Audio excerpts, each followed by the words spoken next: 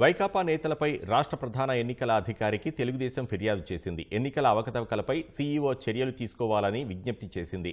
కండక్ట్ను ఇష్టానుసారంగా అతిక్రమించారని నేతలు ఆరోపించారు. పోలీసులు బరితెగించి వ్యవహరిస్తున్నారని విమర్శించారు.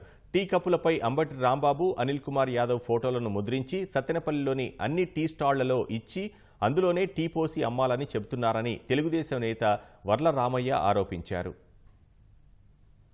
నిన్న ఒక్కరోజే బాగా లంచాలు తిని బొజ్జ పెంచిన అధికారులు 74 మందికి గౌరవ ముఖ్యమంత్రి గారి కార్యాలయం అబ్బో ఇటువంటి నీతి పరుడు లేడని రాసి ముఖ్యమంత్రి గారి సంతకాలు పెట్టి వదిలేశారట. నిర్దోషులు వీళ్ళు అవినీతి పరులు కాదు, చాలా నీతి నిజాయితీలకి ప్రాణం ఇచ్చేవాళ్ళని గౌరవ ముఖ్యమంత్రి గారి సంతకం పెట్టి 74 మందిని వదిలేరు మార్కెట్లోకి. భారతదేశంలో ఎక్కడా ఒకేసారి ఇంతమందిని క్షమాభిక్ష పెట్టలేదు. వీళ్ళు తప్పు చేయలేదని కేసులు కొట్టేయలేదు. రాయితో చంపాలి ముఖ్యమంత్రిని ఎవరు అనుకోడు. హాస్యాస్పదం ఇది. ఇప్పుడే చూసాము, ఎవడో అమాయకు నా సతీష్ అనే కుర్రాన్ని తీసుకొచ్చి వీడే ముఖ్యమంత్రిని చంపబోయే హంతకుడు వీడే అని చూపించారట. ఈ రకంగా ఉంటే ఎలాగండి?